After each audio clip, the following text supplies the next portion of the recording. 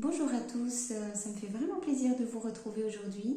Alors je vais vous faire ma petite vidéo quotidienne, comme je fais chaque jour.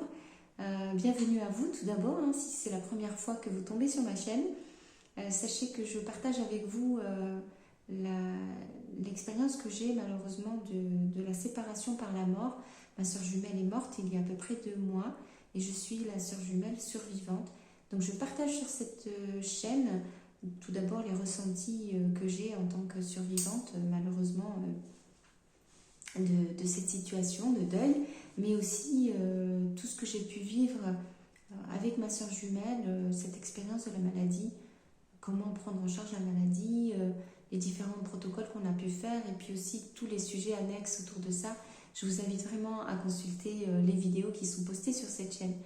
Et je vous demanderai si c'est possible pour vous de vous abonner, de mettre un pouce aussi sur ces vidéos parce que ça m'aide énormément à trouver le courage de témoigner au quotidien et de partager avec vous aussi ma connaissance maintenant de ce que c'est que d'accompagner une personne malade, une personne handicapée et de vivre le deuil, de vivre la mort. Et quand on est sœur jumelle, voilà, c'est très dur et j'ai vraiment envie de le faire et de voir vos commentaires, ça me soutient beaucoup. Alors merci encore pour ça. Alors aujourd'hui, la vidéo, écoutez, c'est dans la continuité de ce que j'ai posté déjà. Vous savez, si vous me suivez, que j'ai quitté le Maroc déjà. Je suis revenue en Bretagne et que là, j'ai rendu les clés de la maison où on habitait ma soeur jumelle et moi-même. On habitait dans une maison au bord de l'océan. Et que là, je suis hébergée chez des amis dans la campagne, toujours en Bretagne, et que je suis dans un entre-deux parce que je n'ai pas les clés de mon futur appartement. Et bientôt, je pars donc dans le centre bouddhiste pour y passer quelques semaines et faire une retraite là-bas, travailler aussi en tant que bénévole.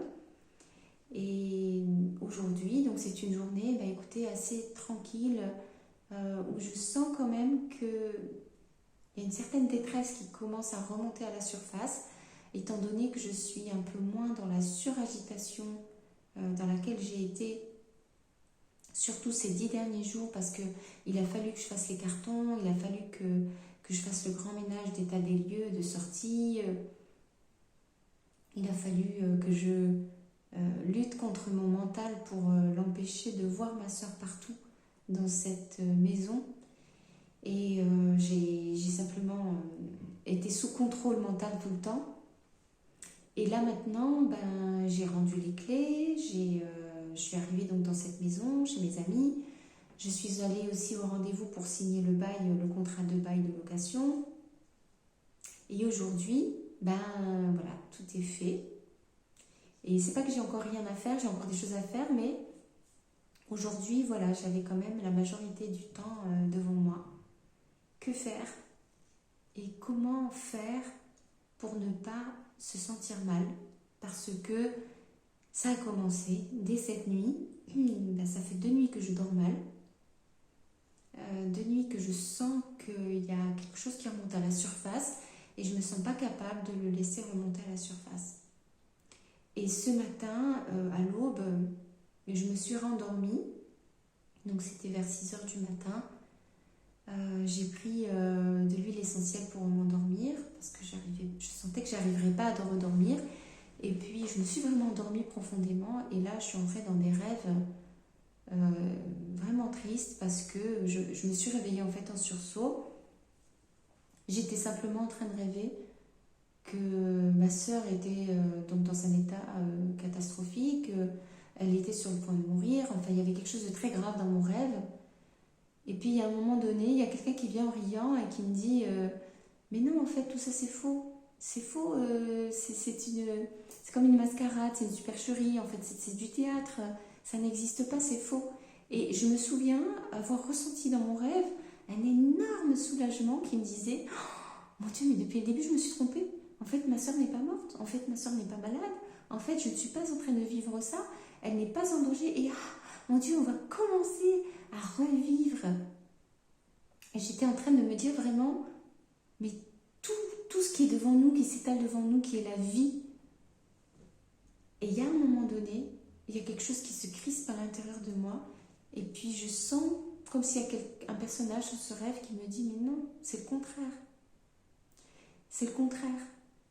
C'est la mort qui est vraie. C'est la maladie qui est vraie. C'est la fin de tout ça. De ces rêves de vivre toutes les deux, de reprendre le cours d'une vie normale, de pouvoir vivre ensemble. C'est tout ça qui est faux. C'est tout ça qui est fini, qui est terminé. Et là, je me suis réveillée, voilà, avec un malaise, un mal-être très très fort. Et avec cette impression de se dire, mais où je suis, je ne sais plus où sont mes repères, qu'est-ce qui est vrai, qu'est-ce qui est faux. Voilà. Donc bien évidemment, quand je me suis réveillée, j'ai remis, comme d'habitude, le couvercle, clac, sur la boîte de Pandore. J'ai simplement interdit mon cerveau de recontinuer à penser à ça. Et est-ce que c'est vrai, est-ce que c'est faux, qu'est-ce qui est vrai, qu'est-ce qui est faux, parce que je savais que ma soeur est vraiment morte. Et puis,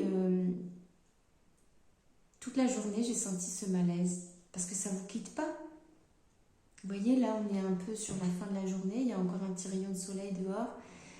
Ça fait du bien d'ailleurs, et je suis un peu désœuvrée, je suis là comme ça. Je ne dis pas que je fais rien, mais je commence à ressentir voilà, ce truc qui remonte, qui me dit et maintenant que tu vas l'accepter, de voir les choses en face, à un moment donné, tu vas l'accepter, de voir que tu es assise là, comme ça, et tu as du temps devant toi là, tu peux le prendre ce temps, et si tu réfléchis bien, là tu peux pas appeler ta soeur. Tu peux pas l'appeler ta soeur jumelle. Tu peux pas non plus lui envoyer un message. Tu peux pas lui demander quelque chose. Tu ne peux pas non plus prévoir d'aller la voir.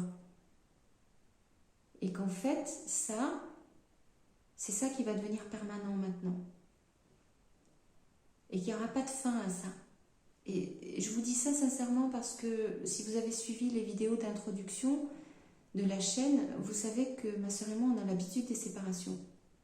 J'en ai parlé dans un des épisodes.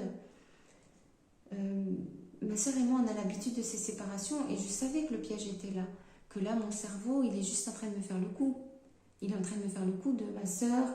Vous voyez, j'ai la gorge qui se serre, pardon, mais ma soeur, il me fait le coup de me faire croire que ma soeur est partie en voyage quelque part, qu'elle n'est pas joignable, et qu'il faut juste que j'endure la séparation dans la douleur, ce que j'ai déjà fait. Et puis me dire, t'as pas le choix en fait, tu peux pas communiquer avec elle. T'attends que ça s'arrête. Sauf que là, je commence à me rendre compte que il n'y a rien quoi, il n'y a rien à attendre là maintenant. Ça se dessine tout doucement là. Mais vous voyez, je vous le dis là parce que c'est vraiment mon objectif de vous dire tout ce qui traverse la tête de quelqu'un qui est en deuil de sa soeur jumelle. Mais j'ai déjà bloqué parce que je peux pas en fait, je peux pas l'accepter, c'est trop dur là, je peux pas. Donc ça fait trop mal, je suis pas capable de rentrer dans une dépression comme ça maintenant. J'ai pas envie, ça fait trop mal, donc je préfère continuer à prétendre de pas comprendre. Je continue de prétendre qu'il faut que je tienne le coup, qu'il faut que je reste un peu dans le silence vis-à-vis de ma sœur et qu'à un moment donné, on arrivera à communiquer et que tout ça aura une fin et qu'enfin... Mais vous voyez, le rêve que j'ai fait ce matin, ça m'a fait très très mal parce que dans mon rêve, c'est exactement ce que je suis en train de vous dire d'une autre façon. C'était de dire, je prétends que, je fais semblant que, mais il y a un moment donné quelqu'un qui vient qui me dit, mais non, en fait, tu t'es trompé. Le pire de ton scénario, c'est ça la vérité. Et c'est ça que tu ne peux pas changer, c'est ça que tu es en train de vivre vraiment. Et je ne peux pas, donc je me suis réveillée. Vous voyez, j'ai dû vraiment me réveiller en sursaut parce que c'était intenable. Et donc ma journée aujourd'hui, elle est comme ça.